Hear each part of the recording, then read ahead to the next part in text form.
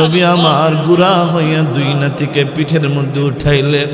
নাতিরা ডাক দেয় কই ওগো নানা যান। অন্যান্য সাহাবীদের সন্তানেরা যখন গুড়ার পিঠে উঠে, ওগো নবীজি গুড়ার উপরে উঠার পর তাদের হাতের মধ্যে একটা লাগাম থাকে, একটা রশি থাকে। আমাদের হাতে আপনি কোনো রশি দিলেন না। নবী আমার নবীজির বাবরি চুল ছিল, আল্লাহ নবী ওনার বাবরি চুল মুবারক ওনার নাতির হাতে দিয়া বলে, হাসান রে ও হুসাইন নেও নেও, এই যে তোমাদের ঘোড়ার লাগাম তোমাদের হাতে দিলাম। সাহাবী দুইজন, নবীর সাহাবী দুইজন নাতি আল্লাহর নবীকে ঘোড়া বানাইয়া ঘোড়ার মতো খেলাধুলা করতেছে। বুকের ভিতরে ঢুকলেন, ঘরের ভিতরে ঢুকে দুইটা চোখ দিয়া টপ টপ করে পানি ফেলে দেয়। সাহাবী ডাক দেয়া কয় হাসান হুসাইন, ও হাসান হুসাইন রে, জানোস নি তোরা কোন ঘোড়ার উপরে উঠছস? এটা কোনো দুনিয়ার ঘোড়া না রে। তার জন্য আল্লাহ 7 আসমান বানাইছেন, 7 জমিন বানাইছেন। তার জন্য আল্লাহ এত সুন্দর করে পৃথিবী সাজাইছেন। রহমাতুল লিল আলামিন, উম্মতের কান্ডারি, উম্মতের প্রেমিক নবীজির ঘোড়ার উপরে উঠছ। এই ঘোড়া সবচেয়ে দামি। পৃথিবীতে যত মানুষ ঘোড়ায় চড়বে তোমাদের মতো এত দামি ঘোড়া কোনোদিন খুঁজে পাবে না। সুবহানাল্লাহ। একটা নানা আর নাতির সম্পর্ক এবার বুঝে থাকলে বলুন, নানা যদি হয়ে থাকেন নাতির সাথে কেমন ব্যবহার করতে হবে নবীর আদর্শের মধ্যে আছে না নাই? ও বাবা, আপনি যদি কন্যা সন্তানের বাবা হন, আপনি যদি সন্তানের বাবা হন, আপনার জন্য নবীর মধ্যে আদর্শ আছে না নাই? আল্লাহর নবী সাল্লাল্লাহু আলাইহি ওয়াসাল্লাম ওনার মেয়ে ফাতেমা সহ যত মেয়ে কন্যা ছিল সবাইকে নবী ভালোবাসতেন। এই জন্য নবী আমার নবীর 2টা মেয়ের সাথে বিবাহ হয়েছিল আবু লাহাবের 2 ছেলের সঙ্গে। নবী আমার সবচেয়ে বেশি কষ্ট পাইছিলেন নবীর 2টা মেয়েকে আবু লাহাবের 2 ছেলে একদিনে তালাক দিয়ে দিয়েছিল। নবী আমার চোখের পানি ছেড়ে দিয়া আল্লাহর কাছে দোয়া করছিলেন। কোনদিন কারো নামে নবীজি বদদুয়া করে নাই, কিন্তু ওই দিন নবী তাদের জন্য বদদুয়া করেছিল। 2টা মেয়েকে আল্লাহর নবী এত ভালোবাসতেন, 2 মেয়ের চোখের পানি দেখে নবী আমার সইতে পারে নাই। এমনকি হযরত ফাতেমা নবীর ছোট মেয়ে, এই মেয়েকে আল্লাহর নবী এত ভালোবাসতেন, হযরত আলীর সঙ্গে যার বিবাহ হয়েছিল নবী আমার বড় শখ করে আলীর সাথে বিবাহ দিলেন। হযরত আলীর ঘরে আলীর তেমন টাকা পয়সা ছিল না। নবী আমার মাঝে মধ্যে মা ফাতেমাকে দেখতে যাইতেন, গিয়ে দেখতেন ফাতেমার হাত দিয়া কাজ করতে করতে রক্ত বের হয়। নবী আমার হাতটা ধইরা হাতের দিকে তাকায় তাকায় কান্দে আর ডাক দেয়া কয়, ফাতেমা এই 2টা হাত বড় দামি হাত রে। ও ফাতেমা, আল্লাহ দুনিয়াতে বলেছেন তুমি হইলা সাইয়্যিদাতুন নিসাই আহলিল জান্নাহ। জান্নাতে যত রমণী, যত মহিলারা জান্নাতে যাবে সকল মহিলাদের সর্দারনি হইবা তুমি। ও ফাতেমা, তোমার 2 হাতের ভিতরে স্বামীর বাড়ির কাজ করতে করতে তোমার 2 হাতের ভিতরে টসা উঠে গেছে। ও ফাতেমা, চিন্তা করিও না, দুনিয়াতে একটু কষ্ট করো, স্বামীর খেদমত করো, মরতে দেরি হবে, জান্নাতে যাইতে দেরি হবে না। সুবহানাল্লাহ। নবীজি ওনার মেয়েদের জন্য মডেল ছিলেন। মেয়েদেরকে কেমনে ভালোবাসতে হয় নবী শিখায় গেছেন। সন্তানদেরকে কিভাবে আদর্শ শিখাতে হয় আল্লাহর নবীর মধ্যে আছে না নাই? যেখানেই যাইবেন বাবা, দুনিয়ার সবচেয়ে নিম্ন মানের কাজ, হালাল কাজের মধ্যে সবচেয়ে নিম্ন কাজ, তার নাম হলো বাথরুমে যাওয়া।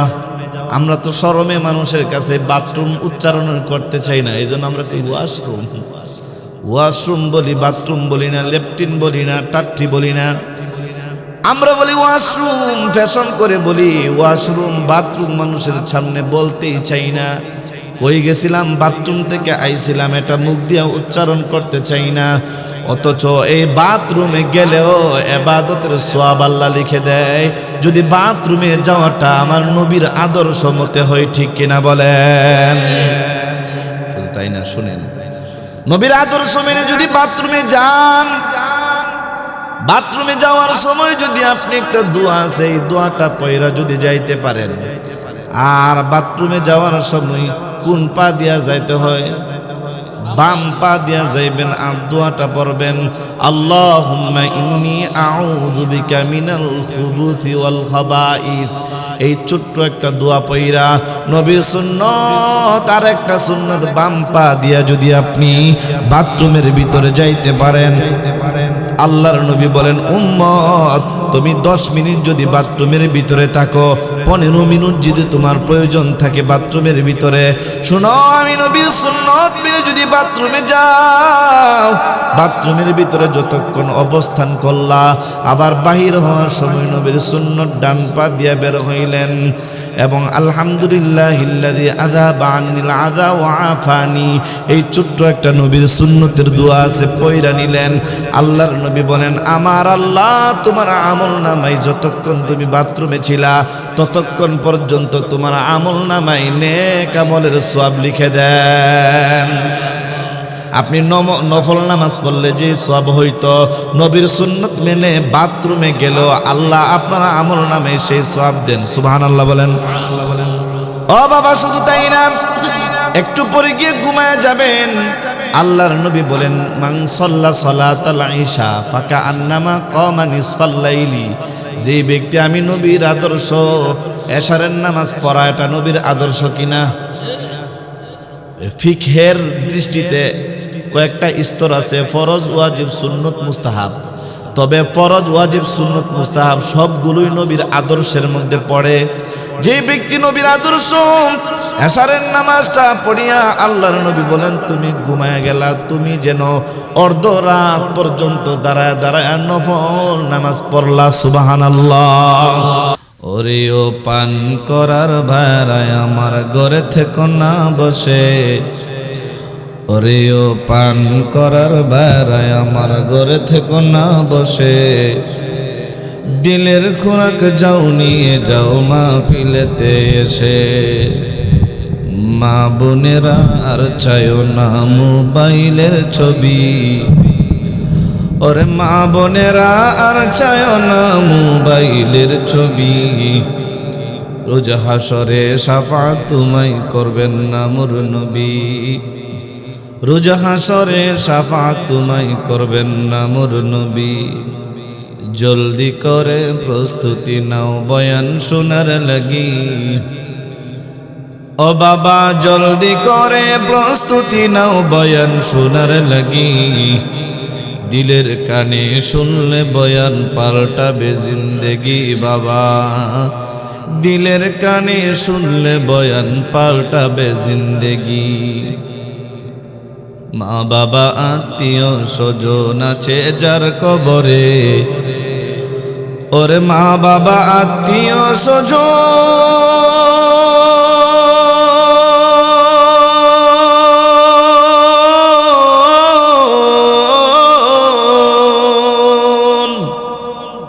মা বাবা আত্মীয় স্বজন আছে যার কবরে।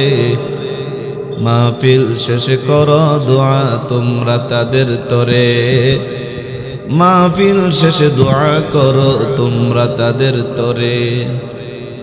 থাকতে সময় ভোলা মন স্মরণ করো তারে, থাকতে সময় ভোলা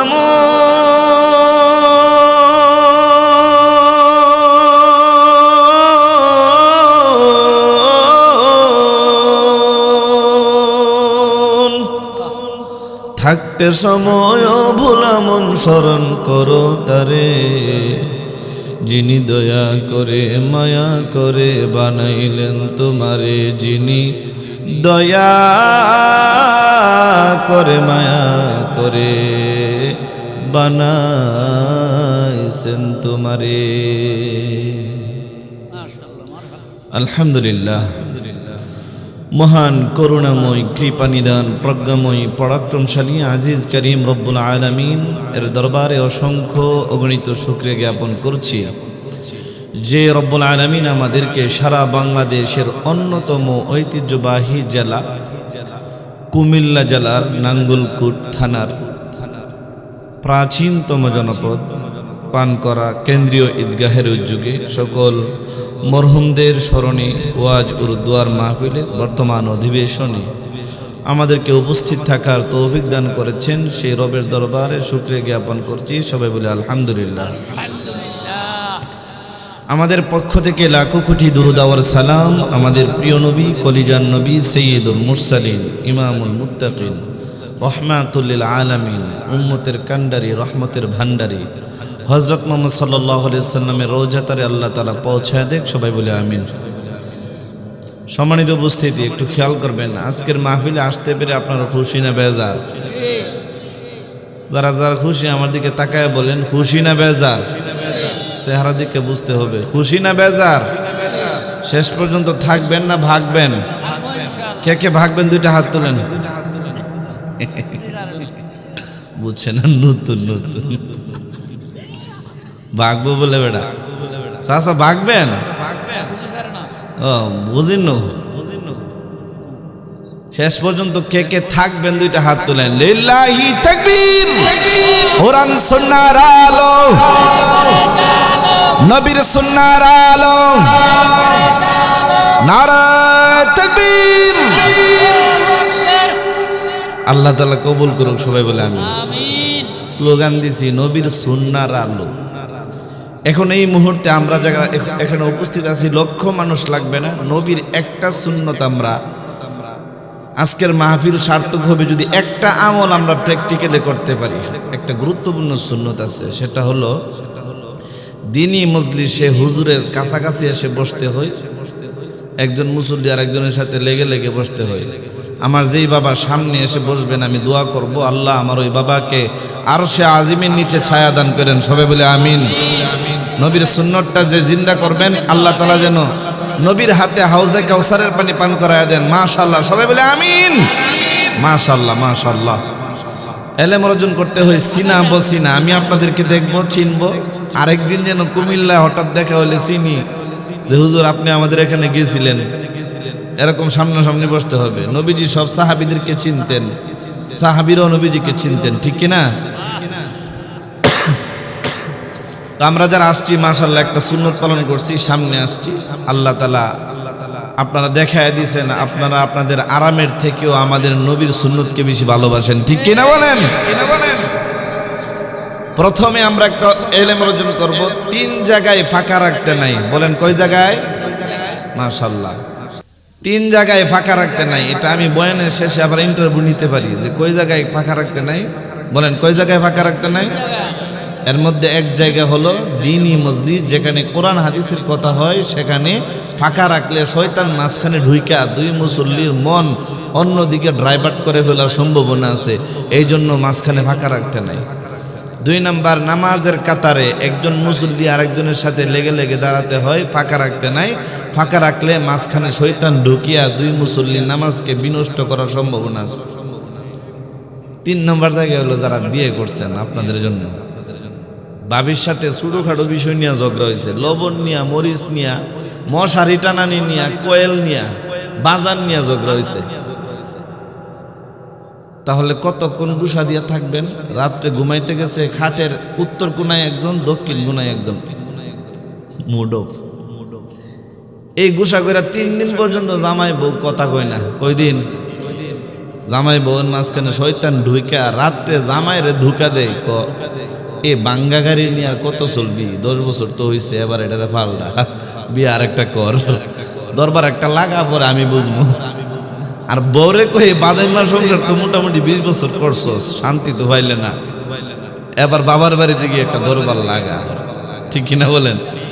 ছোটখাটো ঝগড়া হয়েছে, শয়তান 2 জনরে ই ধোঁকা দিয়া 2 জন কথা কই না, সামান্য বিষয়ে ঝগড়া হয়েছে, আর শয়তানের 2 জনরে ধোঁকা দিতে থাকে একটা দরবার লাগাও লাগাও লাগাও।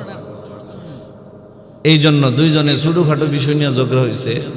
মা বোনেরা খেয়াল করবেন, মুড অফ করে থাকে আর মনে করে জামাই তো গুসা ভাঙবো। 3 দিন হোক 4 দিন হোক মা ফামরারই সাউন্ড লাগে, এটা ঠিক না। আমরা পুরুষ, আমরাও রাগ আছে, মাঝে মধ্যে আপনারাও রাগ ভাঙেন, ঠিক কিনা বলেন? আবার আমাদের পক্ষ থেকে মাঝে মধ্যে রাগ ভাঙ্গাবো, এটা নবীর সুন্নত। স্বামী স্ত্রী দুইজন ঝগড়া কইরা সর্বোচ্চ 24 ঘন্টা কথা বন্ধ রাখবেন। কত ঘন্টা?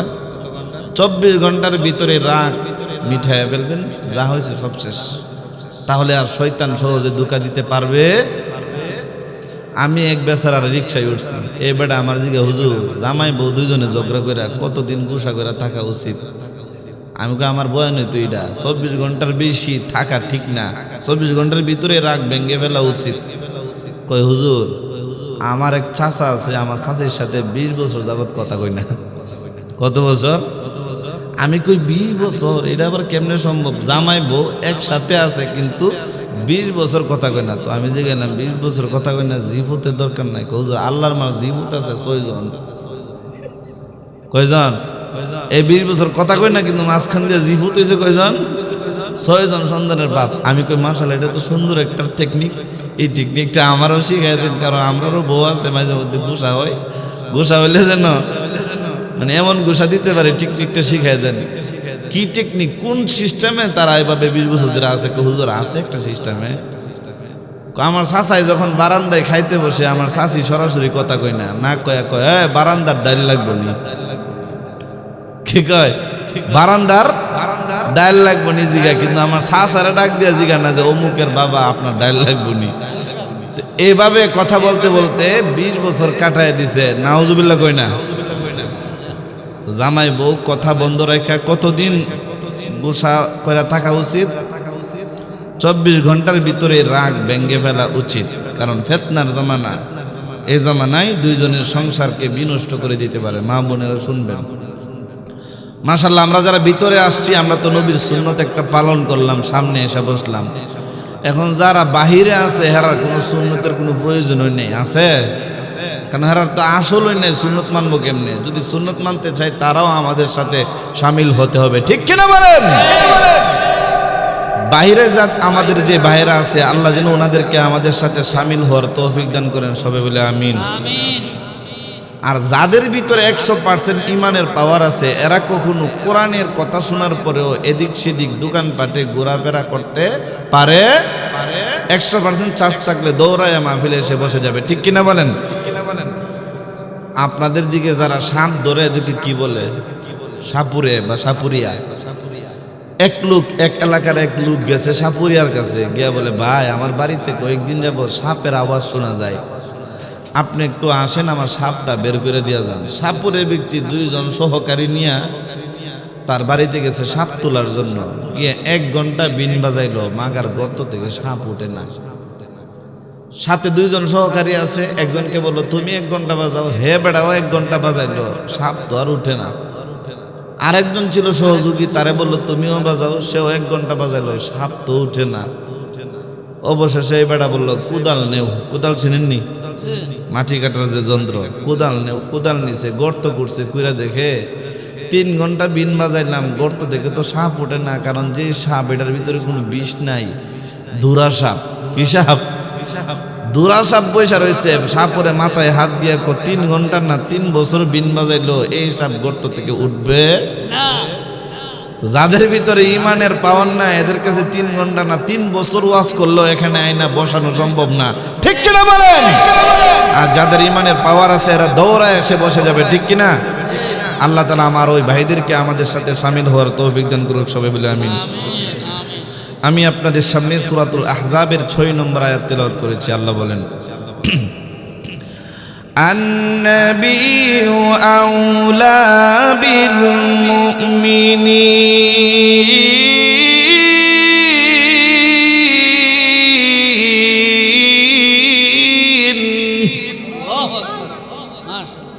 من أنفسهم।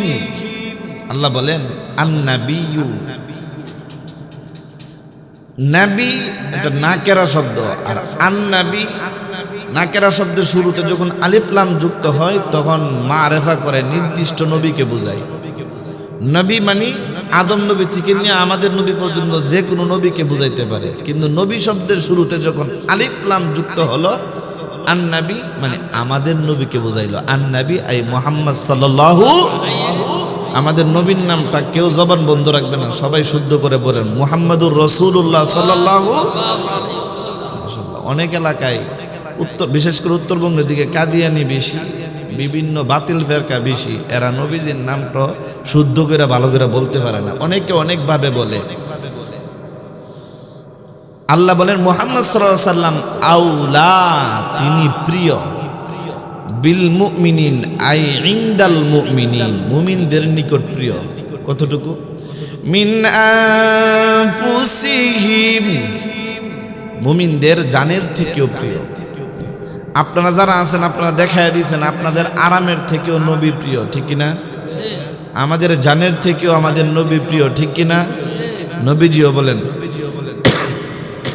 লা ইউমিনু আহাদুকুম, তোমরা কেউ পরিপূর্ণ মুমিন হতে পারবে না, হাত্তা আকুনা আহাব্বা ইলাইহি, আমি নবী তোমার কাছে প্রিয় হওয়ার আগ পর্যন্ত। কতটুকু? মিওয়ালিদিহি, তোমার পিতামাতার থেকেও, ওয়াওয়ালাদিহি, সন্তানের থেকেও, ওয়ান্নাসি আজমাইন, এমনকি পৃথিবীর সকল মানুষের থেকে আমি নবীকে বেশি প্রিয় বানাতে হবে, ঠিক কিনা? এখন আমরা আমাদের সন্তানেরা আমাদের নবীকে প্রিয় বানাইছে নাকি অন্য কাউকে প্রিয় বানাইছে একটু খেয়াল করছিনি? আমি এক বাচ্চার বয়স 9 বছর, 2 বছর আগে দেখলাম এই বাচ্চা সেলুনে গিয়ে একটা কাটিং দিছে মাথার ভিতরে পিছন দিয়া, সুন্দর করে কাটিং দিছে, পিছনে মারছে 0, সামনে মারছে 12। পিছনে কত? 0 আর সামনে 12। এটা মনে হয় আমাদের নবীর কাটিং, আমাদের নবীর থেকে শিখছে মনে হয়। আরেক বাচ্চারা দেখলাম এই 8-9 বছর, পুলার পিছনে কাটিং দিয়া এম লেখছে। এম কি লেখছে? আমি যে গেলাম কিরে বাবা, মাথা চুল কাটছ ঠিক আছে 0 আর 12 দিয়া, কিন্তু পিছনে আবার এম লেখলি কেন? হুজুর বুঝতেন না। আমি কি লেখছো বুঝায় বললি তুই বুঝি? হুজুর এম মানে সামনে আমার প্রিয় দলের খেলা আছে আর্জেন্টিনা, আর্জেন্টিনার প্রিয় খেলোয়াড়ের নাম কি? সবাই জানে, এখন কইতো না ধরা পড়বো। প্রিয় খেলোয়াড়ের নাম কি? মেসি। বানান করতে কি লাগে? এম। এই জন্য এর মাথার ভিতরে এম ঢুকাই দিছে। নাউজুবিল্লাহ বলেন। আরেক বাচ্চার দেখলাম কাটিং দিয়া দোকানের সামনে দিয়া যা, দোকান থেকে বাইরে দেখি আরেকটা পিছনে এন লয়ে করতেছে। এন। আমি জিজ্ঞে তুই এন লিখলি কেন? হ্যাঁ তো এম লেখছে, মেসি বুঝাইছে। হ্যাঁ যদি মেসি লিখতারে আমি কি নেইমার লিখতারি না? 9 বছর বয়স, এর মাথার ভিতরে মেসি, এমবাপ্পে আর নেইমার ঢুকছে। এই বাচ্চারা যদি নবীর ওয়াজ করি জীবনে বুঝবে? নবীর সুন্নতের বয়ান দিলে জীবনে হে চুল কাটতে চাইবে? কারণ এর মাথার ভিতরে ভূত ঢুকছে, মেসি ভূত আর নেইমার ভূত। ঠিক কিনা বলেন? ও মা গো, মুরব্বীরা তো জানেন না, এটা তো ছোটখাটো ভূত। আরো বড় ভূত আছে, মাগরিবের সময় থেকে শুরু, ধর ধর ধর ধর, মার মার মার মার, ফজর পর্যন্ত ভূত আছে। একটা ভূত আছে, এটা হলো পাবজি আর ফ্রি ফায়ার। এই ভূতের ভিতরে যেই বোলাভাইন ঢুকছে, এই বোলাভাইন জীবনে আর বের হইতে পারতো না। সারা রাত খেলে, সারা দিন খেলে, জীবন একেবারে বরবাদ করে ফেলছে। কিছু স্কুলের ছাত্র খেলতেছে, আমি স্কুলের মাঠ দিয়ে আমার মাদ্রাসা কাজ দিয়ে যাইতেছি, এমন সময় ফোলাফাইন, ছোটো ফোলাফাইন দেখে আমি মাথা নিচু করে চলে যেতেছি। চিন্তা করলাম আগের যুগ ছিল একটা সময়, হুজুরদেরকে দেখলে আমরা গুল্লি খেলা খেললে, মার্বেল খেললে, তাস খেললে, ছোটবেলায় যে খেলতাম, হুজুর দেখলে ফালায় দূর শুরু করছে। কোনো খেলাই হুজুর স্যারের সামনে খেলতে পারি নাই। তো এখন ফোলাফাইন মা বাপের নিজে তুলে দিয়ে, আব্বা বাইরে যাও না, বয়ে বয়ে খেলো। ঠিক কিনা বলেন? এই ছেলে হুজুর মানবে কেমনে, বাবা মানবে কেমনে, চাচা মানবে কেমনে, দাদা মানবে কেমনে, নবী মানবে কেমনে? কোনো মানার কোনো পন্থাই তো তার কাছে নাই। আছে? মাঝখান দিয়া যাইতেছি, মাথা নিচু দিয়া হঠাৎ করে 10-12 জন গোলাভান কর, ধর ধর ধর ধর, মার মার মার। আমি ভাবছি আমার ধরার জন্য দূর মারছি। দূর দিয়া সামনে গিয়ে পিছনে তাকায় দেখি আর আমারে বলে নাই, মোবাইলের দিকে তাকায় বলছে। আমি আজই গেলাম, এই বেড়া কি কস? ওদের আপনারে কইছি না, মোবাইলের ভিতরে কইছি। মোবাইলের ভিতরে একটা আরেকটার দৌড়ানি মারে, একটা মরে গেলে আরেকটা গিয়ে ধরলে আবার জেতা হয়ে যায়। এইডি চলে সারাদিন হুজুর মোবাইলের ভিতরে। এই যে ঢুকে রয়েছে, কিয়ামত হইতেছে না সিংহে ফু দিছে, কোনো কিছুরই খেয়াল নাই। বুকের ভিতরে গুলি ভরে, মাথার ভিতরে গুলি ভরে, আবার হুজুর হেড শট মারছে। কি শট? হেড শট, মানে মাথার মধ্যে শট মারছে। আমি কই লাথি মারছে নাকি? না লাথি না, পিস্তল দিয়ে গুলি দিছে। যেই বুলা প্রতিদিন 20 বার 30 বার পিস্তলের গুলি খাইব মাথার ভিতরে আর বুকের ভিতরে, এই বুলা হাড় দুর্বল হইতো না, 20 বছর বয়সে স্ট্রোক করতো না। কে স্ট্রোক করবে আমার বলেন? এত মোবাইলের ভিতরে গুলি খাইছে, এর মনে হইতেছে সরাসরি খাইছে। কারণ মোবাইলের ভিতরে যেগুলা দেখেন এগুলো ইফেক্ট করে মানুষের বাস্তব জীবনে। তো যেই ছেলে মেয়ে 10 বছর 15 বছর বয়স পাবজি ফ্রি ফায়ার সারাদিন 24 ঘন্টা, রাত দিন 24 ঘন্টা, লেখাপড়া নাই, মা বাবার কথা নাই, এমনও নিউজ আছে বাংলাদেশে। মোবাইলের কারণে খেলতে পারে না, এই জন্য বাবা নামাজে দাঁড়াইছে, নামাজের মধ্যে বাবারে খুন করে ফেলছে। 2 বছর আগের কাহিনী। মোবাইল তার এত প্রিয় হয়ে গেল, তার বাবার থেকেও তার মোবাইল প্রিয়। অথচ নবী বলছেন তোমার সন্তানকে হুব্বে রাসূল শিক্ষা দেও, কিরাআতুল কোরআন, কোরআন তেলাওয়াত শিক্ষা দেও। আমরা কয়জন বাচ্চা কোরআন তেলাওয়াত শিখতেছে আর কয়জন বাচ্চা নবীর মোহব্বত বুঝে? নবী কিসকু কাহতে হে এটাই বুঝে না, নবী কাকে বলে এটাই বুঝে না। এই সন্তানকে যখন আমি 14 বছর বয়সে নামাজের কথা বলবো, সে গার ফিরে আমার দিকে তাকাবে আর বলবে নামাজ কি? কারণ সে নবী চিনে না, আল্লাহ চিনে না, তার নামাজের কথা বললেও কোনো লাভ হবে না। ঠিক কিনা বলেন? আমাদের সন্তান, আমাদের নিজেদের ভিতরে, আমাদের এই উম্মতের ভিতরে নবীর মোহাব্বত থাকার দরকার আছে না নাই? আল্লাহ বলেন ও নাঙ্গল কুটির মুসলমান, এমন নবী তোমরা পাইছো যে নবীর মতো দামি করে আমি আল্লাহ আর কোন নবী দুনিয়াতে বানাই নাই। এমন নবী, যেই নবীর মতো সুন্দর করে উত্তম করে আমি আল্লাহ পৃথিবীতে আর কাউকে বানাই নাই। আদম নবী থেকে নিয়া ঈসা নবী পর্যন্ত 1,24,000 অথবা 2,24,000 নবী রাসূল আল্লাহ পাঠাইছেন। আল্লাহ বলেন কোন নবীকে আমি আল্লাহ এত দামি বানায়া পাঠাই নাই। এমনকি শোনো দুনিয়ার মানুষেরা, আদম নবী থেকে নিয়া ঈসা নবী পর্যন্ত সব নবীদের মর্যাদা যদি এক পাল্লায় রাখা হয়, আর আমার আপনার নবীর মর্যাদা যদি আরেক পাল্লায় রাখা হয় গো, আমার আপনার নবীর মর্যাদা আল্লাহর কাছে বেশি বাড়ি হয়ে যাবে। ঠিক কিনা বলেন? এমনকি আল্লাহ ঘোষণা দিয়েছেন, শুনো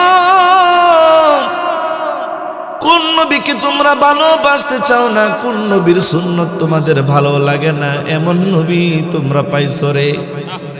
কিয়ামত পর্যন্ত আমি আল্লাহ যত মানুষ বানাইব তার মতো আদর্শবান উত্তম আখলাকওয়ালা আর কাউকে আমি আল্লাহ পাঠাইব না, তার মতো সুন্দর কাউকে বানাইব না, তার মতো আখলাক সুন্দর দিয়াও কাউকে বানাইব না, তার মতো নম্র ভদ্র আদবওয়ালা, তার মতো আখলাকওয়ালা পৃথিবীতে কাউকে বানাই নাই, বানাবো না। আল্লাহ ডিক্লার দিয়েছেন, লাকাদ কানা লাকুম ফি রাসূলিল্লাহি উসওয়াতুন হাসানা।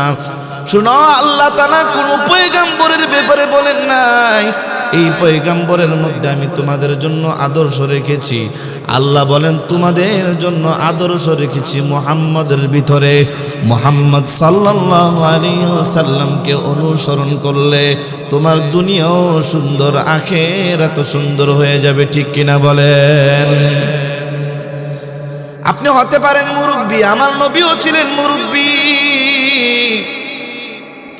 আপনার দাড়ি কিছু পেকে গেছে, আমার নবীজির দাড়িও কিছু পেকে গিয়েছিল। আমার নবী নানা ছিলেন, আপনিও নানা হয়েছেন। আপনার জন্য নবীর আদর্শ আছে না নাই? আপনি যদি সংসদ সদস্য হয়ে যান, প্রধানমন্ত্রী হয়ে যান, আল্লাহ বলেন ও দুনিয়ার প্রধানমন্ত্রী, তুমিও তো নবীর উম্মত, তুমিও যেন এই কথা বলতে না পারো যে আমি কার আদর্শ অনুসরণ করব।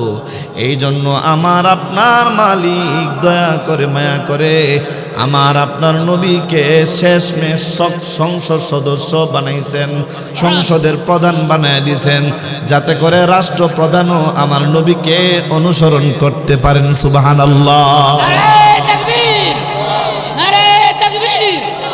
আমার নেতা তোমার নেতা।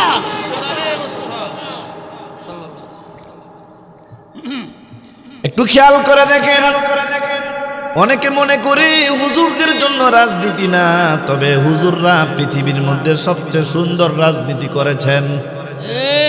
যদিও আমি জামাতের পক্ষেও দালালি করি না, বিএনপির কথাও বলি না, আমি নিরপেক্ষ একজন আলেম। আমি সব সময় নিরপেক্ষ থাকার চেষ্টা করি, কারণ আমরা বয়ান করি, স্টেজটাকে খারাপ করতে চাই না। অনেক সময় বিএনপির বাইরা বসা থাকেন, আমি যদি জামাতের পক্ষে কথা বলি বিএনপির লোক মন খারাপ করবে। অনেক সময় জামাতের শ্রোতা থাকে, আমি যদি বিএনপির কথা বলি জামাতের বাইরা কষ্ট পাবে। এই জন্য আমি নিরপেক্ষভাবে আপনাদেরকে জানায় দেই। আপনারা বুঝে থাকলে বলুন, আমার আপনার নবী সংসদের প্রধান ছিলেন কিনা? আমার আপনার নবী হুজুর কিনা? তাহলে নবী যদি হুজুর হওয়ার কারণে সংসদটা সুন্দর হয়ে থাকে, সোনালী সংসদ হয়ে থাকে, আপনারাও যদি হুজুর দেখতে সংসদে পাঠান, এই সংসদটা কি খারাপ হবে না আরো সুন্দর হবে? একজন আলেম যদি সংসদে যায় তাহলে সংসদের কোনো ক্ষতি হবে না, বরং লাভ হবে ইনশাআল্লাহ। যদি মুত্তাকিন ব্যক্তি সংসদে যায় সংসদটা সুন্দর হবে বাবা। যদি আল্লাহওয়ালা মুত্তাকি ব্যক্তিরা সংসদের প্রধান হয়ে সংসদ পরিচালনা করে, সংসদগুলো সুন্দর হবে। বিএনপির ভাইদেরকেও বলবো, আপনারাও হতে পারে আল্লাহ আপনাদেরকে ক্ষমতা দিতে পারেন। যদি আল্লাহ আপনাদেরকে ক্ষমতা দেন, আপনারাও নিয়ত করেন আপনারাও তাকওয়ার সাথে দেশ পরিচালনা করবেন, আল্লাহর ভয় বুকে নিয়ে দেশ চালাইবেন, আল্লাহকে খুশি করার জন্য দেশ চালাইবেন, নবীর সুন্নাহ ভিত্তিক দেশ পরিচালনা করবেন। ইনশাআল্লাহ আমার বাংলাদেশ সোনার মদিনার মতো সুন্দর হয়ে যাবে। ঠিক কিনা বলেন? কি মনে করছেন সোনার মদিনা? এই যে আজকে নিউজ দেখলাম, একজন পাগল ব্যক্তি 5 জনকে হত্যা করে ফেলছে। এরা আজকে ধরছে, 5 জন হত্যা হওয়ার পরে আজকে ধরছে। ওসমান হাদি ভাই ঢাকা শহরেও তার নিরাপদ নাই, কত মানুষ তার ঘরের ভিতরে হত্যা হয়ে যায়, আসামি ধরতে পারে না। দেশের অবস্থা খুবই খারাপ। দেশ যদি সুন্দর করতে চান, তাকওয়াবান আল্লাহওয়ালা পরহেজগার লোকের দরকার সংসদে আছে না নাই? আপনি যেই দলেরও হন, আপনার ভিতরে যদি আল্লাহর ভয়, আল্লাহর তাকওয়া, নবীর আদর্শ আপনার ভিতরে থাকে,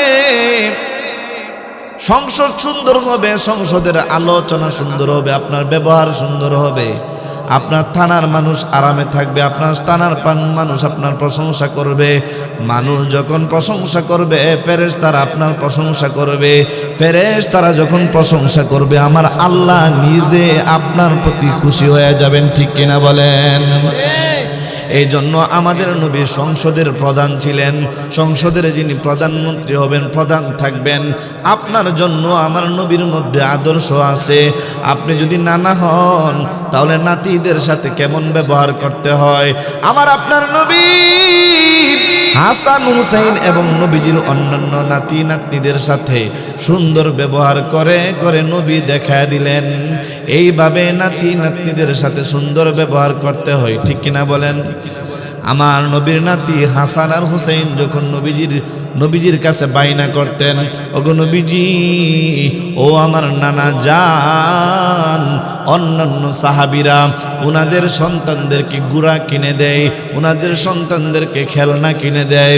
ওগো নানা জান, আমাদের আব্বা আলী গরিব মানুষ, গুড়া কিনে দিতে পারে না, খেলনা কিনে দিতে পারে না। নবী আমার দুই নাতিকে ডাক দেয়া বলে, ও হাসান হুসাইন রে, আমি নবীও গরিব, আমার কাছেও খেলনা টাকা নাই তোমাদেরকে খেলনা কিনে দেওয়ার মতো, তবে শুনো, আমি নবী নিজে তোমাদের জন্য খেলনা এবং গুড়া হয়ে যাইতে পারি। নবী আমার গুড়া হইয়া দুই নাতিকে পিঠের মধ্যে উঠাইলেন। নাতিরা ডাক দেয়, কই ওগো নানা জান, অন্যান্য সাহাবীদের সন্তানেরা যখন ঘোড়ার পিঠের উপরে উঠে, ওগো নবীজি ঘোড়ার উপরে ওঠার পর তাদের হাতের মধ্যে একটা লাগাম থাকে, একটা রশি থাকে। আমাদের হাতে আপনি কোনো রশি দিলেন না। নবী আমার নবীজির বাবরি চুল ছিল, আল্লাহ নবী ওনার বাবরি চুল মুবারক ওনার নাতির হাতে দিয়া বলে, হাসান রে, ও হুসাইন নেও নেও, এই যে তোমাদের ঘোড়ার লাগাম তোমাদের হাতে দিলাম। সাহাবী দুইজন, নবীর সাহাবী দুইজন নাতি আল্লাহর নবীকে ঘোড়া বানাইয়া ঘোড়ার মতো খেলাধুলা করতেছে। বুকের ভিতরে ঢুকলেন, ঘরের ভিতরে ঢুকে দুইটা চোখ দিয়া টপ টপ করে পানি ফেলে দেয়। সাহাবী ডাক দিয়া কয়, হাসান হুসাইন, ও হাসান হুসাইন রে, জানোস নি তোরা কোন ঘোড়ার উপরে উঠছস? এটা কোনো দুনিয়ার ঘোড়া না রে। তার জন্য আল্লাহ 7 আসমান বানাইছেন, 7 জমিন বানাইছেন। তার জন্য আল্লাহ এত সুন্দর করে পৃথিবী সাজাইছেন। রহমাতুল লিল আলামিন, উম্মতের কান্ডারি, উম্মতের প্রেমিক নবীজির ঘোড়ার উপরে উঠছ। এই ঘোড়া সবচেয়ে দামি। পৃথিবীতে যত মানুষ ঘোড়ায় চড়বে, তোমাদের মতো এত দামি ঘোড়া কোনোদিন খুঁজে পাবে না। সুবহানাল্লাহ। নানা আর নাতির সম্পর্ক এবার বুঝে থাকলে বলুন, নানা যদি হয়ে থাকেন নাতির সাথে কেমন ব্যবহার করতে হবে নবীর আদর্শের মধ্যে আছে না নাই? ও বাবা, আপনি যদি কন্যা সন্তানের বাবা হন, আপনি যদি সন্তানের বাবা হন, আপনার জন্য নবীর মধ্যে আদর্শ আছে না নাই? আল্লাহর নবী সাল্লাল্লাহু আলাইহি ওয়াসাল্লাম ওনার মেয়ে ফাতেমা সহ যত মেয়ে কন্যা ছিল সবাইকে নবী ভালোবাসতেন। এই জন্য নবী আমার নবীর 2টা মেয়ের সাথে বিবাহ হয়েছিল আবু লাহাবের 2 ছেলের সঙ্গে। নবী আমার সবচেয়ে বেশি কষ্ট পাইছিলেন নবীর 2টা মেয়েকে আবু লাহাবের 2 ছেলে একদিনে তালাক দিয়ে দিয়েছিল। নবী আমার চোখের পানি ছেড়ে দিয়া আল্লাহর কাছে দোয়া করছিলেন। কোনদিন কারো নামে নবীজি বদদুয়া করে নাই, কিন্তু ওই দিন নবী তাদের জন্য বদদুয়া করেছিল। 2টা মেয়েকে আল্লাহর নবী এত ভালোবাসতেন, 2 মেয়ের চোখের পানি দেখে নবী আমার সইতে পারে নাই। এমনকি হযরত ফাতেমা নবীর ছোট মেয়ে, এই মেয়েকে আল্লাহর নবী এত ভালোবাসতেন, হযরত আলীর সঙ্গে যার বিবাহ হয়েছিল নবী আমার বড় শখ করে আলীর সাথে বিবাহ দিলেন। হযরত আলীর ঘরে আলীর তেমন টাকা পয়সা ছিল না। নবী আমার মাঝে মধ্যে মা ফাতেমাকে দেখতে যাইতেন, গিয়ে দেখতেন ফাতেমার হাত দিয়া কাজ করতে করতে রক্ত বের হয়। নবী আমার হাতটা ধইরা হাতের দিকে তাকায় তাকায় কান্দে আর ডাক দেয়া কয়, ফাতেমা এই 2টা হাত বড় দামি হাত রে। ও ফাতেমা, আল্লাহ দুনিয়াতে বলেছেন তুমি হইলা সাইয়্যিদাতুন নিসাই আহলিল জান্নাহ। জান্নাতে যত রমণী, যত মহিলারা জান্নাতে যাবে, সকল মহিলাদের সর্দারনি হইবা তুমি। ও ফাতেমা, তোমার 2 হাতের ভিতরে স্বামীর বাড়ির কাজ করতে করতে তোমার 2 হাতের ভিতরে টসা উঠে গেছে। ও ফাতেমা, চিন্তা করিও না, দুনিয়াতে একটু কষ্ট করো, স্বামীর খেদমত করো, মরতে দেরি হবে, জান্নাতে যাইতে দেরি হবে না। সুবহানাল্লাহ। নবীজি ওনার মেয়েদের জন্য মডেল ছিলেন। মেয়েদেরকে কেমনে ভালোবাসতে হয় নবী শিখায় গেছেন।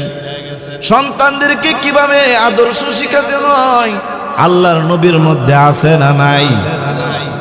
যেখানেই যাইবেন বাবা, দুনিয়ার সবচেয়ে নিম্ন মানের কাজ, হালাল কাজের মধ্যে সবচেয়ে নিম্ন কাজ, তার নাম হলো বাথরুমে যাওয়া। আমরা তো শরমে মানুষের কাছে বাথরুম উচ্চারণ করতে চাই না, এই জন্য আমরা কই ওয়াশরুম। ওয়াশরুম বলি, বাথরুম বলি না, লেফটিন বলি না, টাট্টি বলি না, আমরা বলি ওয়াশরুম। ফ্যাশন করে বলি ওয়াশরুম, বাথরুম মানুষের সামনে বলতেই চাই না। কই গেছিলাম, বাথরুম থেকে আইছিলাম, এটা মুখ দিয়ে উচ্চারণ করতে চাই না। অথচ এই বাথরুমে গেলেও ইবাদতের সওয়াব আল্লাহ লিখে দেয়, যদি বাথরুমে যাওয়াটা আমার নবীর আদর্শ মতে হয়। ঠিক কিনা বলেন? তাই না? শুনেন, নবীর আদর্শ মেনে যদি বাথরুমে যান, বাথরুমে যাওয়ার সময় যদি আপনি একটা দোয়া আছে এই দোয়াটা পয়রা যদি যাইতে পারেন, আর বাথরুমে যাওয়ার সময় কোন পা দিয়া যাইতে হয়? বাম পা দিয়া যাইবেন আর দোয়াটা পড়বেন, আল্লাহুম্মা ইন্নী আউযু বিকা মিনাল খুবুসি ওয়াল খাবাইস। এই ছোট্ট একটা দোয়া পয়রা নবীর সুন্নাত, আর একটা সুন্নাত বাম পা দিয়া যদি আপনি বাথরুমের ভিতরে যাইতে পারেন, আল্লাহর নবী বলেন উম্মত তুমি 10 মিনিট যদি বাথরুমের ভিতরে থাকো, 15 মিনিট যদি তোমার প্রয়োজন থাকে বাথরুমের ভিতরে, শোনো আমি নবীর সুন্নাত মেনে যদি বাথরুমে যাও, বাথরুমের ভিতরে যতক্ষণ অবস্থান করলা, আবার বাহির হওয়ার সময় নবীর সুন্নাত ডান পা দিয়া বের হইলেন এবং আলহামদুলিল্লাহিল্লাযী আযাবা আনিল আযা ওয়া আফানি, এই ছোট্ট একটা নবীর সুন্নতের দোয়া আছে পয়রা নিলেন। আল্লাহর নবী বলেন আমার আল্লাহ তোমার আমলনামায় যতক্ষণ তুমি বাথরুমে ছিলা ততক্ষণ পর্যন্ত তোমার আমলনামায় নেক আমলের সওয়াব লিখে দেন। আপনি নফল নামাজ পড়লে যে সওয়াব হইতো, নবীর সুন্নত মেনে বাথরুমে গেল আল্লাহ আপনার আমল নামে সেই সওয়াব দেন। সুবহানাল্লাহ বলেন। ও বাবা শুধু তাই না, একটু পরে গিয়ে ঘুমায় যাবেন। আল্লাহর নবী বলেন মান সাল্লা সালাতাল ইশা ফাকা আন্নামা কামা নিসফাল লাইলি, যে ব্যক্তি, আমি নবীর আদর্শ এশারের নামাজ পড়া, এটা নবীর আদর্শ কিনা? ফিকহের দৃষ্টিতে কয়েকটা স্তর আছে, ফরজ, ওয়াজিব, সুন্নত, মুস্তাহাব। তবে ফরজ, ওয়াজিব, সুন্নত, মুস্তাহাব সবগুলোই নবীর আদর্শের মধ্যে পড়ে। যে ব্যক্তি নবীর আদর্শ এশারের নামাজটা পড়িয়া আল্লাহর নবী বলেন তুমি ঘুমায় গেলা, তুমি যেন অর্ধরাত পর্যন্ত দাঁড়ায় দাঁড়ায় নফল নামাজ পড়লা। সুবহানাল্লাহ। আল্লাহর নবী বলেন আবার তুমি একটু পরে 7 ঘন্টা 6 ঘন্টা ঘুমাইয়া ঘুম থেকে উঠিয়া কষ্ট করে বান্দা ও আমার উম্মত তুমি ফজরের নামাজটা জামাতের সাথে পড়লা, আমার আল্লাহ তোমার আমল নামাই সারা রাত দাঁড়িয়ে দাঁড়িয়ে নফল নামাজ পড়ার সওয়াব লিখে দেন। সুবহানাল্লাহ বলেন। এই জন্য নবীর আদর্শ কেউ যদি ফলো করে তার পুরা জিন্দেগি, খাবার হোক, ঘুম হোক, বাথরুম হোক, সংসার হোক, ব্যবসা হোক, যত কাজ কর্ম হোক, সবখানে যদি নবীর আদর্শ মেনে আপনি চলতে পারেন, ইনশাআল্লাহ ঘর থেকে নিয়ে সংসদ পর্যন্ত সবগুলো আল্লাহ তাআলা বন্দিগি হিসাবে কবুল করে নেবেন। সুবহানাল্লাহ। আর যদি আপনি আপনার মন মতো চালান, নবীর আদর্শ নাই, আল্লাহর বিধান নাই, হালাল হারাম কোনো কিছুই বাঁচেন না, তাহলে মনে রাখবেন ওইটা আপনার বন্দিগি হবে না, ওইটার নাম হয়ে যাবে জিন্দিগি। এটার নাম কি মনে রাখবেন? মানুষের জীবন দুইটা, কয়টা? একটার নাম বন্দিগি আর একটার নাম জিন্দিগি। বলেন একটার নাম বন্দিগি আর একটার নাম কি? জিন্দিগি। মানে হইল আমাদের মধ্যে অনেকে আছে 50 বছর হয়ে গেছে এখনো নামাজ পড়ে না, 40 বছর হয়ে গেছে এখনো নামাজ তার ভালো লাগে না, 60 বছর হয়ে গেছে আল্লাহ চিনে না, মসজিদ চিনে না, নবী চিনে না, রাসূল চিনে না, নবীর আদর্শ বুঝে না। ওই ব্যক্তি জীবনে কোনোদিন নবীর তরিকায় ঘুমানো তার তো প্রশ্নই আসে না, কারণ সে নামাজই পড়ে না, তাহলে দোয়া পড়বো কোন সময়? সে তো ফরজই মানে না, মুস্তাহাব মানবে কোন সময়? যে ব্যক্তি 50 বছর 60 বছর পর্যন্ত গুনায় গুনায় কাটায় দিল, ওই ব্যক্তি খানার সময় দোয়া পড়ে না, বাথরুমে যাওয়ার সময় দোয়া পড়ে না, একটা পশু সে খাওয়ার সময় দোয়া পড়ে না। আমরা যদি খাওয়ার সময় দোয়া না পড়ি তাহলে আমি পশুটার মতো হয়ে গেলাম। একটা পশু ঘুমাইবার সময় দোয়া পড়ে না, আমিও যদি ঘুমানোর সময় দোয়া না পড়ি তাহলে আমি পশুটার মতো হয়ে গেলাম। একটা পশু বাথরুম করার সময় দোয়া পড়ে না, আমিও যদি দোয়া না পড়লাম, রীতিনীতি না মানলাম, একটা পশু পানি খাওয়ার সময় দোয়া পড়ে না, আমিও দোয়া পড়লাম না, অথচ পানি খাওয়ার মধ্যে নবীজির একাধিক সুন্নত আছে, আছে না নাই? আমরা কয়জন খেয়াল করি পানি পান করার সময় কোন হাত দিয়া পানি পান করা? ডান হাতে পানি পান করা। পানি পান করার সময় 2 নম্বর পানিটাকে দেখে পান করা, এটা নবীর সুন্নত। কারণ পানির ভিতরে পিঁপড়া থাকতে পারে, ময়লা থাকতে পারে, এই জন্য ছোট্ট একটা আমল পানি খাওয়া। কেউ যদি নবীর সুন্নত মেনে পানি পান করে দুনিয়াতে, আল্লাহর নবী বলেন আমি তোমাদেরকে নিজের হাতে হাসরের মাঠে হাউজে কাউসারের পানি পান করায়া দিব। সুবহানাল্লাহ। ও মুসলমান, একটু খেয়াল করে দেখবেন জিন্দিগি কারে কো আর বন্দিগি কারে কো। আপনি পানিটা নিলেন আর খেয়ে ফেললেন, এটা হয়ে গেল জিন্দিগি। কি হয়ে গেল? পানিটা নিলেন, মনে রাখবেন ছোট্ট একটা সুন্নতের বিস্তারিত আপনাদেরকে বোঝাই। পানিটা হাতে নিলেন, নেওয়ার পরে 1 নম্বর সুন্নত ডান হাতে নিবেন, 2 নম্বর সুন্নত দেখবেন, 3 নম্বর সুন্নত দাঁড়ায় না বৈশা পান করবেন, বৈশা পান করবেন, 4 নম্বর সুন্নত বিসমিল্লাহ বলে পান করবেন, 6 নম্বর সুন্নত, 5 নম্বর সুন্নত পান করার সময় যদি বেশি পান করতে হয় তাহলে 3 ডুকে পান করবেন। কয় ডুক? 3 ডুকে পান করবেন। 6 নম্বর সুন্নত পান করার পরে আলহামদুলিল্লাহ বলবেন। সুবহানাল্লাহ। এই যে নবীর একটা সুন্নত, পানি পান করার মধ্যে 6টা সুন্নত আছে। তাহলে আমরা কয়জনে খেয়াল করি ভাত খাওয়ার সময় নবীর সুন্নত আছে না নাই? বাথরুমে যাওয়ার সময় আছে না নাই? ঘুমাইছি, গেলাম, ঘুম ধরছে, দপ্পট দিয়ে পয়রা ঘুমাই গেল। শুন, এটার নাম জিন্দেগি। এটার নাম কি? বাথরুমে আমার চাপ দিছে, দৌড় দিয়া বাথরুমে ঢুকে গেলাম, দোয়াও নাই, কোন পা দিয়া ঢুকলাম ওইটাও খেয়াল নাই, এটা হয়ে গেল জিন্দেগি। আর নবী যেমনে ঢুকছে ওইভাবে আমি শিখলাম। আগে মাহফিলে আসলাম, হুজুরের কাছে গেলাম, বক্তব্যে সময় দিলাম, ইমাম সাহেবকে সময় দিলাম, তাহলে আমি প্রত্যেকটা সুন্নত জেনে জেনে আদায় করলাম। আমার জীবনটা আল্লাহ তাআলা পুরাটাকে কবুল করবেন বন্দিগি হিসাবে। যদিও আমি 24 ঘন্টায় নামাজ পড়ি নাই, 60 বছর পুরাটাই নামাজ পড়ি নাই, আমার জীবনে মাত্র কয়েক হাজার ওয়াক্ত, কয়েক লক্ষ ওয়াক্ত নামাজ হইছে, কিন্তু আমার আল্লাহ বলেন বান্দা সারাদিন তুমি আমি আল্লাহর হুকুম 5 ওয়াক্ত নামাজ পড়তে তোমার সর্বোচ্চ 1 ঘন্টা সময় লাগবে। এই 1 ঘন্টা শুধু ফরজ নামাজ আর সুন্নতগুলো আদায় করলা, আর বাকি সময় তুমি ব্যবসা করলা সমস্যা নাই, গাড়ি ড্রাইভিং করলা সমস্যা নাই, কৃষি কাজ করলা সমস্যা নাই, চাকরি করলা সমস্যা নাই, তুমি ও মা বোনেরা তুমি রান্না বান্না করলা সমস্যা নাই। যতক্ষণ রান্না করবেন বিসমিল্লাহ বলে লাকড়িটা চুলার ভিতরে দিলেন, বিসমিল্লাহ বলে গ্যাসের চুলাটা চালু করলেন, বিসমিল্লাহ বলে ভাত বাড়া আরম্ভ করলেন, বিসমিল্লাহ বলে তরকারি কোটা শুরু করলেন।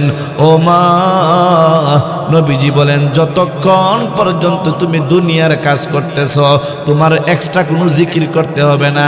জিকির ছাড়াই তোমার আমল নামায় আল্লাহ তাআলা ভরপুর সওয়াব দিয়া পরিপূর্ণ করে দেন। আর কেউ যদি কাজও করে জিকিরও করে তাহলে তার কি সওয়াব হবে? আপনি ক্ষেত লাগাইতেছেন, জিকির করেন না, ক্ষেত লাগাইতেছেন, আল্লাহ বলেন বিসমিল্লাহ বলে ক্ষেত লাগানি শুরু করলা, জমিনের ভিতরে চাষ শুরু করলা, বীজ রোপণ শুরু করলা, ক্ষেত লাগানি শেষ, জমিন লাগানো শেষ, এরপরে আলহামদুলিল্লাহ বললা, আরেকজনের আল কাইটা বেকা করলা না, বরং তোমার আইলের ভিতরে থাকলা, হালাল ভাবে নবীর সুন্নতগুলো আল্লাহর হুকুম আহকামগুলো মেনে মেনে কাজকর্ম করলা। আল্লাহ বলেন দুনিয়াও জান্নাত আখেরাতেও জান্নাত, দুনিয়াতেও সুখী বানায় দিমু, আখেরাতেও তোমারে সুখী বানায় দিমু। দুনিয়াও সুন্দর হবে, সমাজও সুন্দর হবে, আমার ফ্যামিলি সুন্দর হবে, আমার ব্যক্তি জীবন সুন্দর। নবীর আদর্শ যার ভিতরে আছে তার ব্যক্তিগত সুন্দর হয়ে যাবে। নবীর আদর্শের মধ্যে তাড়াতাড়ি ঘুমানো আছে, তাড়াতাড়ি ঘুম থেকে উঠা আছে। বর্তমান ডাক্তাররা বলে, বৈজ্ঞানিকরা বলে তাড়াতাড়ি ঘুমাও আর তাড়াতাড়ি উঠো, এতে তোমার শরীরের জন্য কল্যাণ হবে।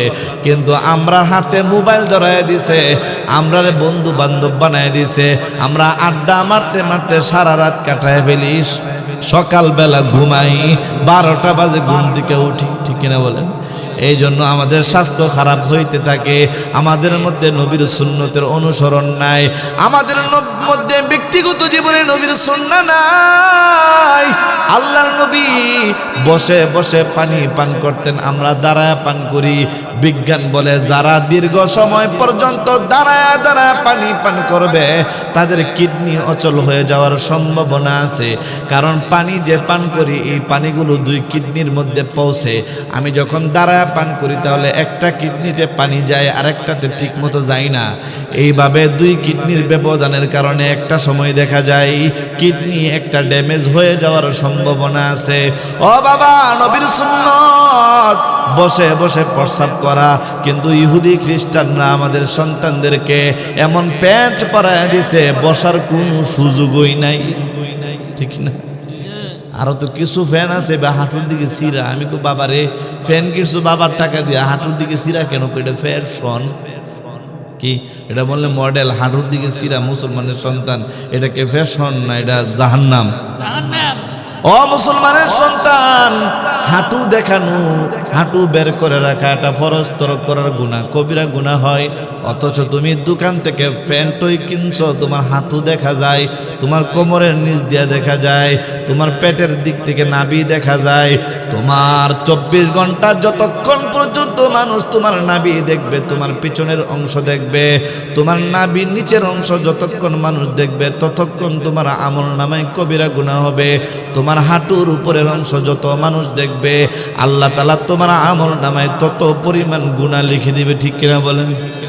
অনেক মুরব্বী বাবারা আছে ঘাস কাটার সময় এমন গুসলিংটি মারে, বাবারে একদম সীমানা বের করে গাছ কাটে। হুজুর আবার ছাইরা দিয়া সুন্দর করে মসজিদে আল্লাহু আকবার আল্লাহু আকবার করে নামাজে দাঁড়ায় গেছে, আর এতক্ষণ পর্যন্ত একেবারে গুসলিংটি দিয়া মাঠের মধ্যে কাজ করছে। বলেন তো কবিরা গুনাহ হয়েছে কি হয়েছে না? অনেকে বুঝবি না, মুরব্বীরা মনে করে কি হয়েছে, একটা লুঙ্গি বাদ গেলে কি হয়েছে, একটা লুঙ্গি চলে যাক বাদ। সুন্দর একটা জামা বানাইলেন, সুন্দর একটা লুঙ্গি রেখে দিলেন শুধু কাজের জন্য, এই লুঙ্গিটা না নষ্ট হয়ে যা সমস্যা কি? আমি তো একটা লুঙ্গি 300 টাকার লুঙ্গির কারণে কমপক্ষে 7000 বছরে জাহান্নাম বানাইলাম একবার আমি আমার হাঁটু বের করার কারণে। এই জন্য মুরব্বী বাবারা সাবধান থাকবেন, আর যুবক ভাইয়েরাও সাবধান থাকবেন।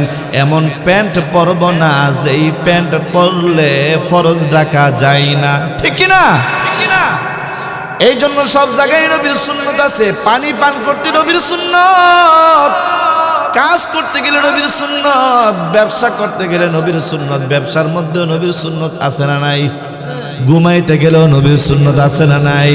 ঘুমাইতে যাবেন ডান কাত হয়ে ঘুমাইতে হয়, ঘুমানোর আগে বিছানাটা জারা দিতে হয়, ঘুমানোর আগে লাইট বন্ধ করতে হয়, ঘুমানোর সময় দোয়া পড়তে হয়, আল্লাহুম্মা বিসমিকা আমুতু ওয়া আহইয়া। এই দোয়া পরে ঘুমায় গেলেন, আমার আল্লাহ কয় আমি আল্লাহ তোমার জন্য রহমতের ফেরেশতা, হেফাজতের ফেরেশতা তোমার জন্য নিযুক্ত করলাম। লাহু মুআকিবাতুম মিন বাইনি আইদিহিম ওয়া মিন খালফিহি ইয়াহফাজুনাহু মিন আমরিল্লাহ। আল্লাহ বলেন তোমার ডাইনে বামে রহমতের ফেরেশতা আমি আল্লাহ নিযুক্ত করে দিলাম, তারা তোমার পাহারা দিতে থাকে। ও বান্দা শুন, আবার তুই যতক্ষণ পর্যন্ত ঘুম থেকে উঠবি না ততক্ষণ তোকে পাহারা দিবে, আর তোর আমল নামে নেকি লিখতে থাকবে। আল্লাহ ডাক দেখো ফেরেশতা,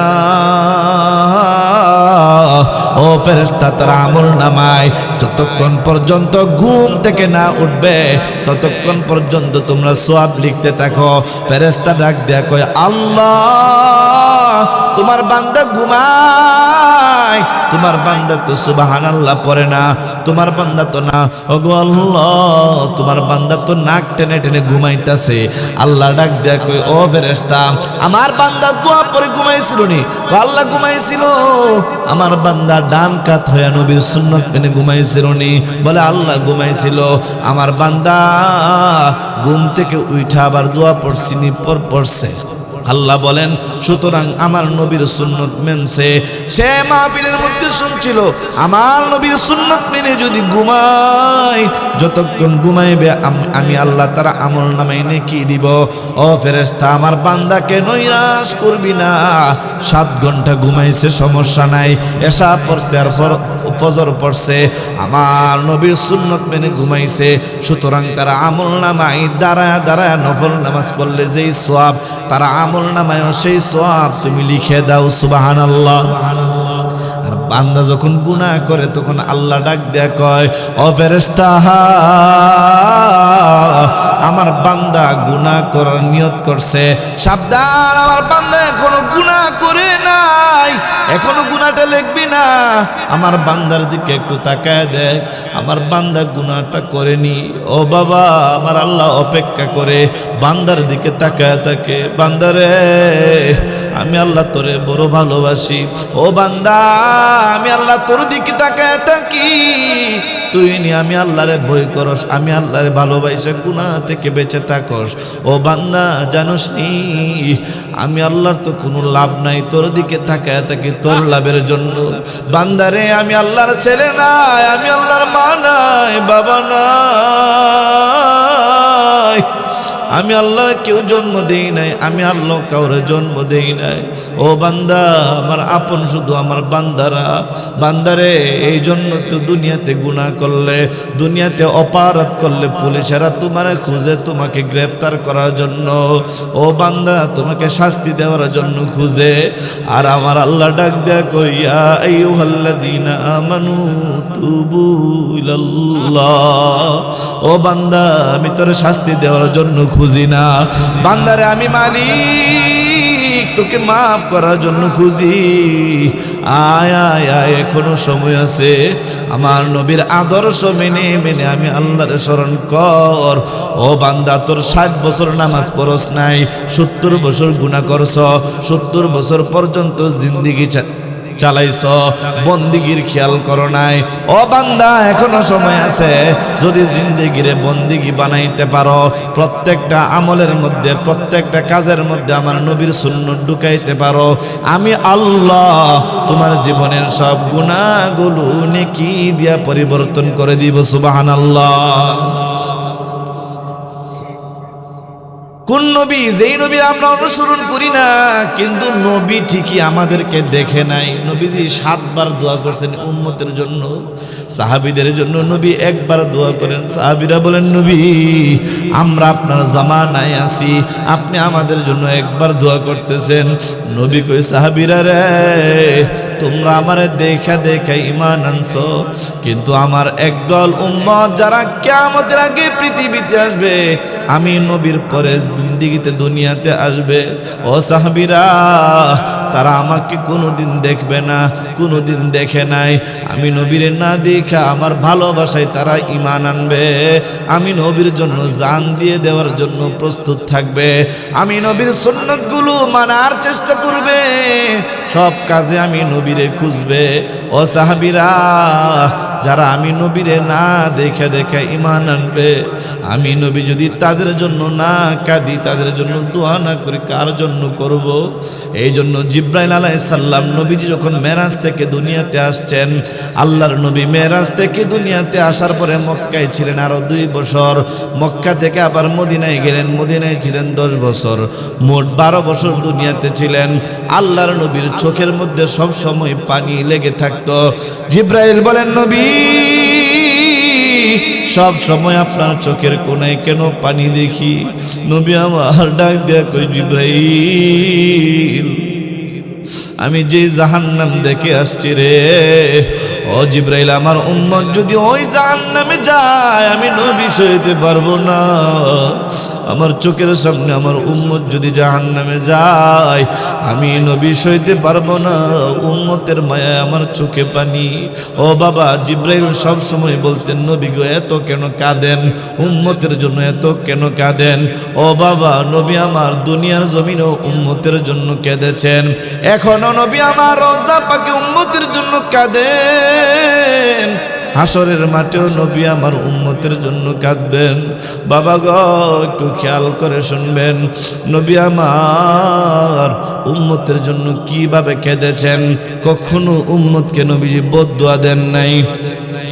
চোখ দুইটা বুঝেন, আল্লাহর নবীর চেহারাটা চোখের সামনে বাসানোর চেষ্টা করেন। দেখবেন নবীর ভালোবাসা যদি অন্তরে ঢুকে, সুন্নত মানা বড় সহজ হয়ে যাবে।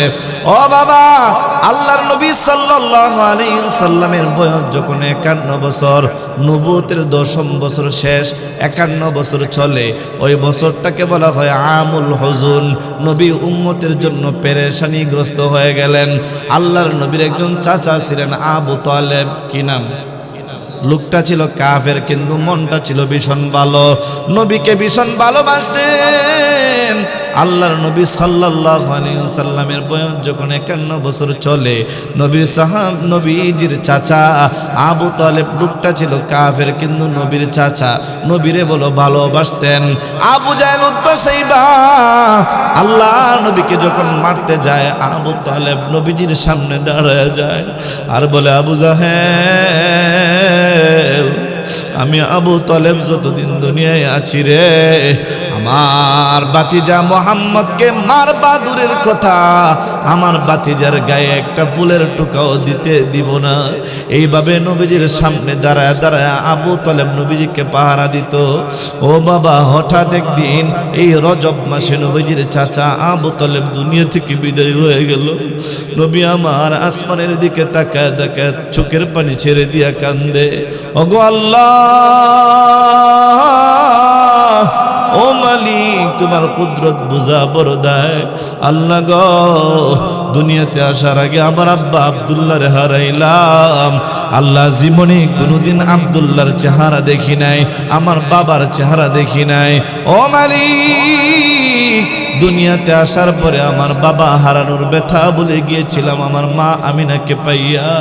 আল্লাহ গো, আমার মা, আমার বয়স যখন 6 বছর, আমার মা দুনিয়া থেকে বিদায় হয়ে গেল। আল্লাহ, আমি চির এতিম হয়ে গেলাম। ওগো আল্লাহ, তুমি কেমন করে আমাকে এতিম বানাইলা। আমার মা যখন দুনিয়া থেকে বিদায় হয়ে যায়, আমার দাদা আব্দুল মুত্তালিব আমাকে লালন পালন করতেছিল। আমার বয়স যখন 8 বছর, আমার দাদা আব্দুল মুত্তালিব দুনিয়া থেকে বিদায় হয়ে গেল। ওগো আল্লাহ, আমার চাচা আবু তালেব আমাকে লালন পালন করতেছিল। এখন আমার চাচা আমার চোখের সামনে বিদায় হয়ে গেল। ও আল্লাহ, আমি সইতে পারতেছি না, দারুণ ব্যথা। ও বাবা, এইভাবে আল্লাহর নবী চোখের পানি ছেড়ে দিয়ে কাঁদতেছিলেন। এর 3 দিন পর নবীজির বিবি আম্মাজান খাদিজাতুল কুবরা অসুস্থ হয়ে গেলেন। ও বাবা, আম্মাজান খাদিজাতুল কুবরা প্রচন্ড জ্বরের কারণে অসুস্থ হয়ে গেলেন। আল্লাহর নবীর হাতটা ধরে বলতেছেন, ও গো আমার স্বামী, ও আমার নবী গো, আমি প্রচন্ড অসুস্থ। নবী গো, মনে হয় দুনিয়াতে আর বেশিক্ষণ বাঁচবো না। ও গো আল্লাহর রাসূল, যদি কোনোদিন আপনার মনে আমি কষ্ট দিয়ে থাকি, আমাকে মাফ করে দিলেন।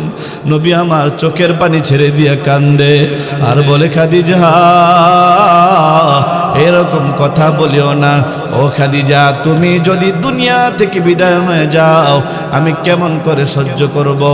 ও বাবা, আম্মা জান খাদিজা চোখের পানি ছেড়ে দিয়া কান্দে আর বলে, নবী, ওগো নবীজি, আমি যদি দুনিয়া থেকে চলে যাই, নবী গো, আপনাকে কে দেখে দেখে রাখবে। এই জন্য আম্মা জান চোখের পানি ছেড়ে দিয়া কাঁদতেছিলেন। নবীজি বলেন, কেন কান্দ? বলে, নবী গো, আপনার মায়ায় কান্দি আর কবরের ভয়ে কান্দি। ওগো নবীজি, আমি যদি আপনার আগে দুনিয়া থেকে বিদায় হয়ে যাই, আপনি আমাকে ওয়াদা দেন, আমার কবরে আপনি আমাকে নিজে ঘুম পাড়াইবেন। নবী গো, আমাকে কাফনের কাপড় দিবেন, আপনার একটা পুরাতন জুব্বা। ইয়া রাসূলুল্লাহ, ইয়া হাবিবাল্লাহ, পুরাতন একটা জুব্বা দিয়ে আমাকে কাফন দিয়েন। নবীজি বলেন, কেন? নবী গো, আপনার জুব্বা দিয়া যদি আমাকে কাফন করেন, আমার বিশ্বাস কবরের মাটি আমাকে 2 পাশ থেকে চাপ দিতে পারবে না।